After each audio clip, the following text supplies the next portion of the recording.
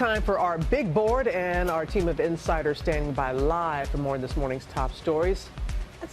Back by popular demand. Sat down here at the table because we're going to start with Donald Trump hitting the trail Tuesday in the important swing state of Florida. Most national polls show Trump trailing Clinton slightly, but Trump is calling those polls phony and rigged. Take a look. When the polls are even, when they leave them alone and do them properly, I'm leading. But you see these polls where they're polling Democrats. How's Trump doing? Oh, he's down. They're polling Democrats. All right, Matt, it is confusing for some people because they'll see one poll and it says one thing. They'll see another poll, it says another thing. So you were trying to explain what's behind this. Well, first is that Donald Trump seems to think that polls determine the result and don't reflect the result. They actually reflect the result. And as I've said before, you look at them in total, you look at them in average. Any one poll could be slightly off, but when you look at them in average, they are actually correct. And it's like the difference between a thermometer and a thermostat, right? A thermometer tells the temperature, which is a poll. A thermostat determines what's in the room. Polls are a thermostat of what's going on in the country. So they're not a reflection of what the actual result might be. Yeah, possibly. And we've seen before in 2012, there were some polls that showed Mitt Romney in the few weeks out slightly ahead, but that race was very close until the end. But the polls on average, when they went into Election Day in 2012, we're about a 2-point Barack Obama advantage. He won by 4 points. We never know what example you're going to give to help us explain the thermostat. But I get it. Yeah, I get it. But there are people, though, that have used the Dewey Truman thing as a sort of like they say, well, Truman came back and he held up a newspaper. Walter Mondale tried to do that in 1984. He held up a newspaper. I still got a chance. He got lost in a landslide. The Dewey Truman thing is very different. Yeah, it is. All right, Matt. Thank you. Thank you. Now, next up, one of air travel's biggest headaches. Losing your luggage. And who can forget this moment from Meet the Parents? By the way, your airline, you suck at checking bags, okay? Because I already did that once and you lost it. And then I had everything screwed up very badly for me, okay? Well, I can assure you that your bag will be placed safely below deck with the other luggage. Oh, yeah?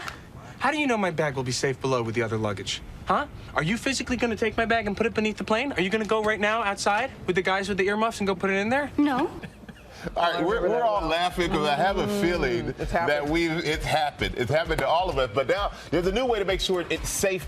It's safe, okay? Delta Airlines is unveiling new tracking technology, allowing you to follow your bag through the company's mobile app. And Becky Worley is joining us now. And Becky, there's no worse feeling than being on a trip, you land, and that carousel's going around, and your bag's not on it. Is this going to help us with that?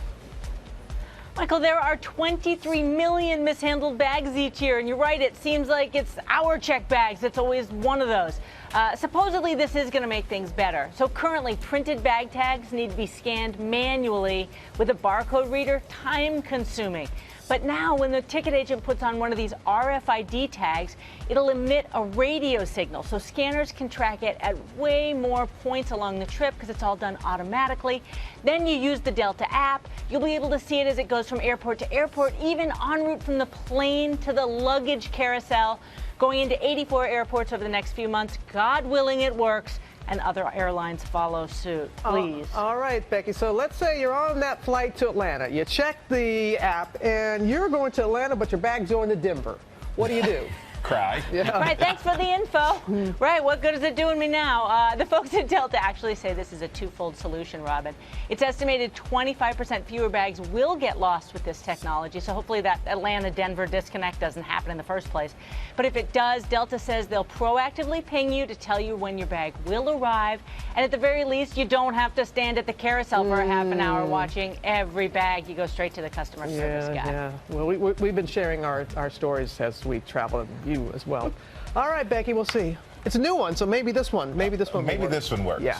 But now to the NBA's newest super team, the Golden State Warriors adding former MVP Kevin Durant to their roster with current MVP Steph Curry, making their season debut overnight. Didn't go too well against the Spurs. And can they live up to the expectations? ESPN analyst and three-time NBA champ Bruce Bowen, you didn't mind seeing them go down to the Spurs, your team. You didn't mind seeing that, but that was really very shocking for a lot of folks here.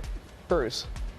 Well, it was shocking. It was shocking because everyone has put this team together saying Kevin Durant's there. They're going to take over the whole league. But you forget they need time to gel. And when you're going up against a coach that's the MacGyver of the NBA as far as Popovich being the MacGyver, he takes teams and does different things with them and continues to keep them competitive. I mean, I love you and Matt. You two should have a conversation. MacGyver, San Antonio. But you know, the other super team in the league, the Cleveland Cavaliers, got their rings last night. They look good. Raised the banner. Something like we said, you got 3 times, man. 3 rings. Can I borrow one? But anyway, Cleveland is a stacked team.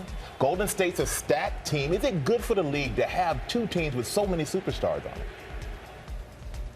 Well, there's nothing you can do about that. One thing you have to do is credit the younger generation for seeing the opportunity to pair up with one another while they're still in their prime. A lot of players tried to do that towards the end of their career, say 10 years ago, and they always came up short. But you know, Michael, 2012, you guys went up against the New England Patriots, and what did you do? You shocked the world, because that's what it's about. It's the spirit of competition. If you got the best team in the league, I'm going after you.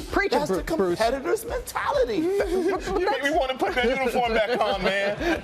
Get back in there. But you think we're going to see a three-peat? You think we're going to see both of them in the finals yet again, Golden State and Cleveland? Becky's saying yes. I don't know about Golden State right now. They need time to gel. We remember the '99 Portland Trail Blazers. On paper, they were supposed to win it all. But you look at Cleveland Cavaliers, having LeBron James, someone who's been to the finals, who understands the pulse of that team. He truly built that team up. They've been right in mid-sentence. Wow. Well, and Becky needs to take a little time out of the sun because the Spurs are going to be in the finals. I feel a Texas gang up happening here. I proudly live in Oakland. Warriors all day, all season, all the way. Spurs. It takes a team. Takes a team. I didn't come here this morning expect to break up a fight, you two. Oh, we got to say, hey, thank to Bruce who got frozen right there. Becky, thank you. Matt, thank you as always, man.